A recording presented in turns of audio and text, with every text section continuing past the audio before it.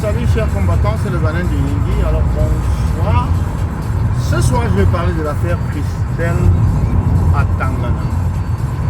Vous connaissez bien le nom Christelle Atangana ou alors Cynthia Fiangang sous son nom de star ou alors Chocolat de mer pour son nom de TikTok. Alors aujourd'hui, de quoi est-ce que je vais parler? Je vais parler de cette affaire parce que c'est une affaire qui a créé quand même assez de polémique. Moi, ce qui m'intéresse ici sont les condamnations que les gens font par rapport à l'acte qui a été posé et puis le support que certaines personnes ont fait sur les actions posées par la justice camerounaise ou bien les autorités camerounaises en la matière. J'ai envie de me poser une question, de savoir si c'était Brenda Biya qui faisait ça, ou si c'était la fille d'Akame Fumu qui faisait ça. C'était la fille du ministre de l'AT, Ataganji. C'était la fille de Belebouba Magari qui faisait ça. C'était la fille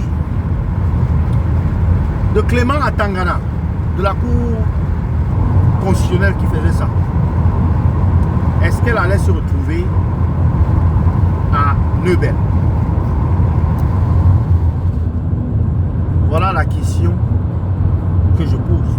Est-ce qu'elle allait se retrouver à Neubel? C'est ça la question. Alors vous allez vite comprendre que les règles, les lois,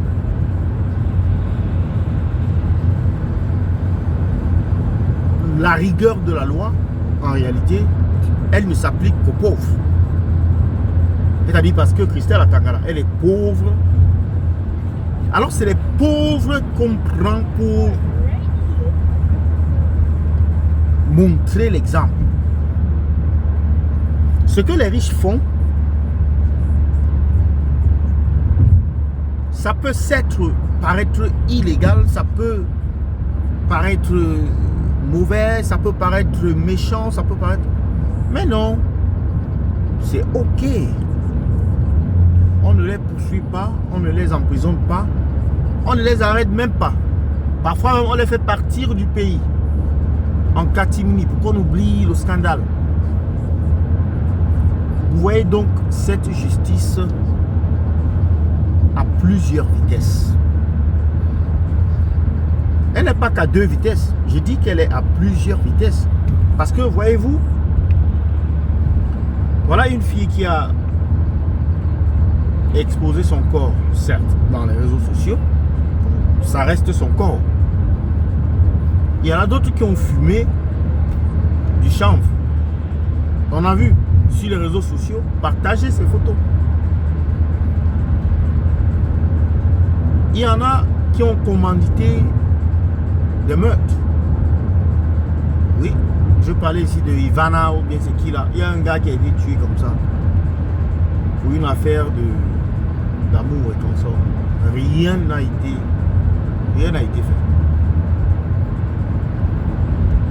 La fille qui a été tuée récemment là, qui est décédée récemment parce que on l'a accusée faussement d'être la fille qui était dans le sextape de Paul Tuta. Madeleine, je ne sais pas trop, j'ai oublié son nom. Elle est décédée. Où est l'enquête? Où est l'enquête? Elle est décédée, où est l'enquête? Il y a de multiples exemples comme ça où des hommes en tenue ont pris leur arme à feu et ils ont dégainé sur un citoyen, le tuant sur le coup. Ces actes n'ont jamais été condamnés.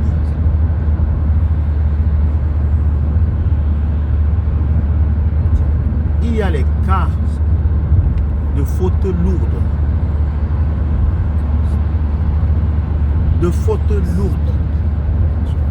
Dans les hôpitaux, il y a des enfants, des prématurés qui meurent simplement parce qu'on a demandé de l'argent.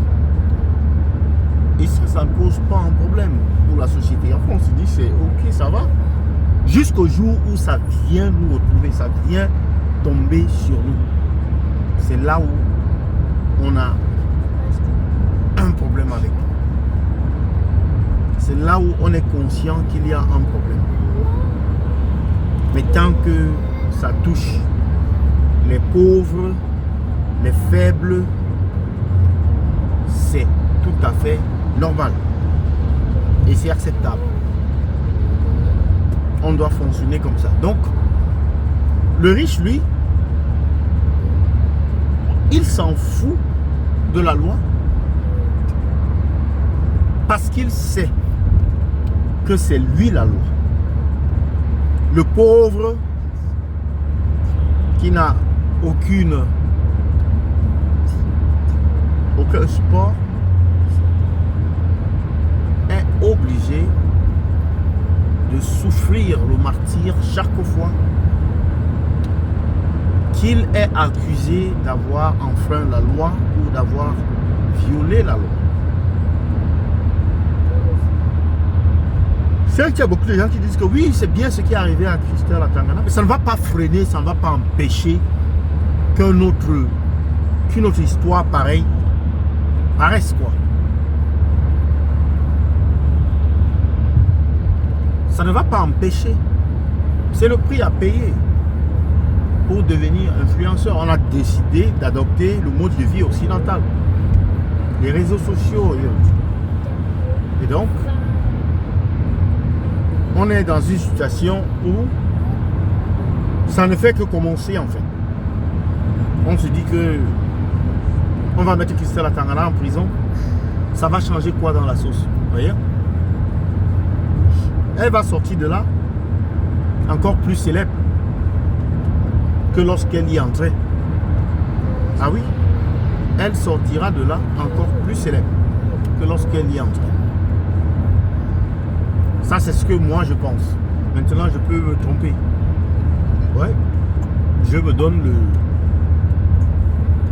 le bénéfice du doute que je me suis trompé. Et puis on verra, soit dans 3 mois ou dans 6 mois, ce qu'il en sera. Mais ce qui est sûr, elle va sortir parce qu'il y aura des collectifs d'avocats. Je pense qu'il y a déjà un collectif d'avocats qui s'est constitué pour, n'est-ce pas, la libérer. Pour la faire libérer. Moi, j'ai dit, si on était dans une république, alors les lois devraient être les mêmes pour tous. Le fils d'un ministre fait ça, la fille d'un ministre fait ça. On lui impose la rigueur de la loi. Fils d'un, je sais pas, un gouverneur, fils d'un directeur fait ça, on lui impose les mêmes rigueurs de la loi. Mais on ne peut pas décider de poursuivre, de condamner, d'arrêter et d'emprisonner seulement des pauvres au seul motif qu'ils sont pauvres, ils n'ont pas de défense. Ils sont qui? Non, on ne peut pas se permettre de le faire. Donc c'est pour cela que moi je m'insurge contre cette procédure qui est une perte de temps. Les Camerounais ont des problèmes de carburant. Les Camerounais ont des problèmes de manger, des problèmes de faim, de famine.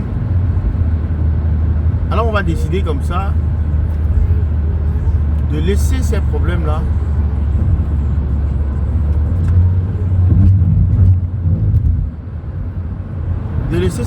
pour aller poursuivre une jeune demoiselle qui s'est exhibée sur les réseaux sociaux parce que nous dit-on, on ne veut pas que les autres, vous ne voulez pas quoi?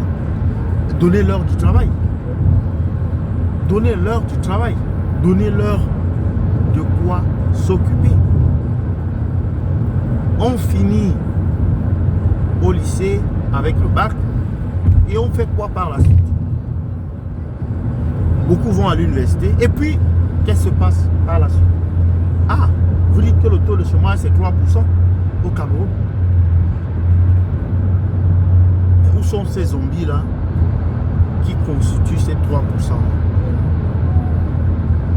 c'est le nombre de zombies que vous avez recensés au Cameroun ou c'est le nombre de fantômes qui représentent 3%. Parce que les Camerounais réels, ils sont beaucoup plus nombreux. Hein. Et je crois que le chiffre doit vaciller entre 40 et 50%. Le taux de chômage là-bas. Ou alors pour être gentil, entre 30 et 40%. Ce qui est sûr, le taux de chômage du Cameroun, c'est l'un des taux les plus élevés au monde. L'un des taux les plus élevés au monde. Oui. Un pays où vous allez, c'est chacun qui est là à vous demander de la bière. Un pays où vous allez, c'est chacun qui veut le iPhone. C'est-à-dire, il n'a même pas utilisé le iPhone 2 ou le iPhone 3. Le gars veut le iPhone 10 ou bien le iPhone 11, l'iPhone 12.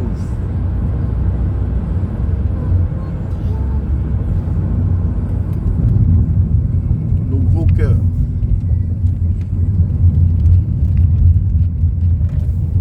Le gros cœur. Eh bien, moi je pense que cette affaire de Christelle à Tangara va rendre quand même un grand service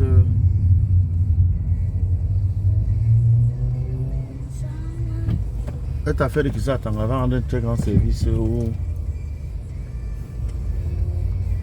aux amis qui sont en prison là-bas. Ils vont bien se regarder là, ne serait-ce que laver les yeux. Les gardiens de prison, c'est chacun qui fait sa part de plan. Les gars veulent toucher. Ça fait comme une souris qui est devant le piège à souris. Où il voit bien que c'est un piège. Il passe à côté, il regarde. Il ne touche pas. C'est d'ici, il touche, ça va l'attraper. Vous voyez le piège qu'on fait là qui se referme sur, sur la souris là. Il passe à côté, il réfléchit, il dit ah, je dois toucher ou je ne dois pas toucher. Je dois toucher ou je ne dois pas toucher. Il laisse. Il repasse encore, il laisse. Donc, franchement, cette fille doit être libérée. Elle doit être libérée. Bon. On l'a envoyée en prison. Oui, elle a vu la prison. Maintenant, il est temps que la justice du peuple prenne. Parce que la justice, elle est faite au nom du peuple. La justice, elle n'est pas faite au nom du président, ou bien au nom du ministre, ou bien au nom du gouverneur. Non. La justice, elle est faite au nom du peuple. Et le peuple, en majorité, demande que Christelle à Tangara soit libérée.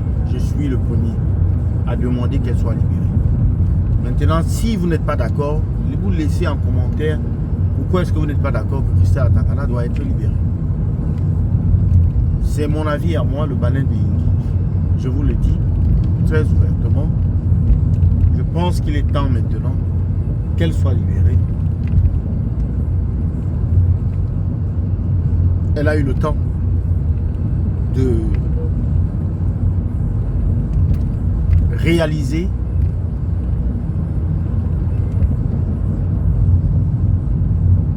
le mal. Mais moi j'ai dit, si c'était l'enfant d'un ministre, c'est l'enfant d'un directeur, l'enfant d'un gouverneur, est-ce que cet enfant-là sera en prison? L'enfant d'un ambassadeur, est-ce que cet enfant sera en prison? Regarde ce qui s'est passé avec Ngalamouit. Elle est partie, non?